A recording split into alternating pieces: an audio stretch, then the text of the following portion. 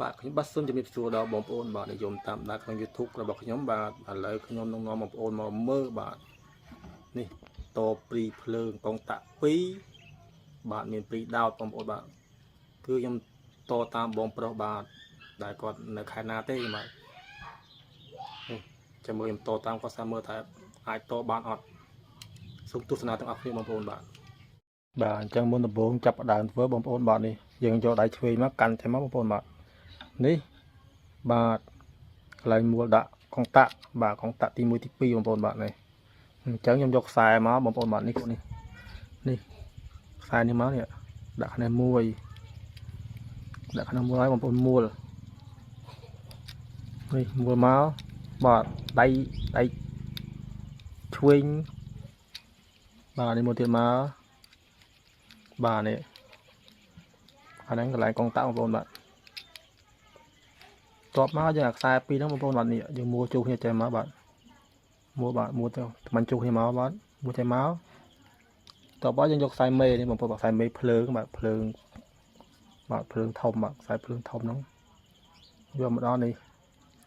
បងប្អូនកាច់មកនេះមួលដាក់កន្លែងនេះកន្លែងបាទ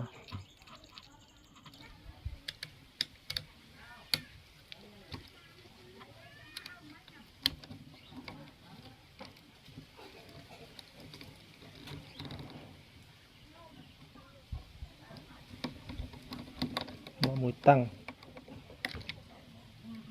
ជាប់ហើយអញ្ចឹងនេះអានេះខ្សែអំពូលបងប្អូនខ្សែអំពូលយើងខ្សែអំពូលទី1ទី2បងប្អូនបាទអំពូល2បងប្អូនបាទកងតាក់ពីរដានេះយើងមើលខាងលើមកនេះខាងលើនេះហើយកងតាក់នេះមើល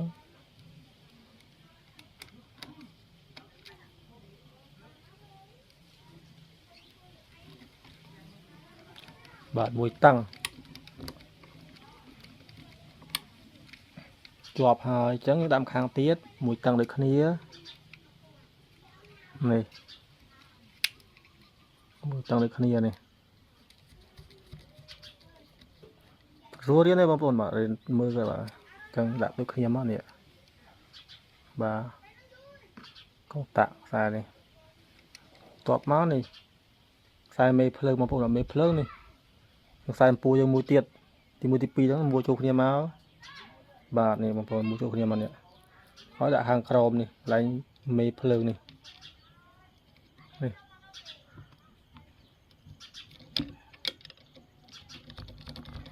បាទដាក់ហើយអស់ហើយនេះបងប្អូនបាទដាក់ហើយអស់ហើយនេះបាទរៀនស្រួលទេបងប្អូនបាទរៀនស្រួលទេបាទរៀនធ្វើតាមមកនេះបាទឥឡូវខ្ញុំដាក់ហើយអស់ហើយអញ្ចឹងខ្ញុំចាប់ដើមធ្វើតេស្តវាសាកមើលអញ្ចឹងយើងតហើយយើងត្រឡប់វាបងប្អូនត្រឡប់វាបាទយើងមើលនេះបាទនេះមើលនេះពូលដាក់មកបងប្អូនថាផលនេះពូលនេះពូល2ហើយនេះព្រីភ្លើងខ្ញុំដោតហើយបាទចាំមើលខ្ញុំកាត់កងតាក់បងប្អូនបាទមើលបាទភ្លឺហើយបាទមួយទៀតបាទភ្លឺហើយ2បងប្អូនបាទតតាមខ្ញុំបងប្អូនបាទខ្ញុំតតាមគេដែរទៅរៀនធ្វើបងប្អូនបាទចេះបាទខ្ញុំបាទសូមជម្រាបលាបងប្អូនបាទបាយ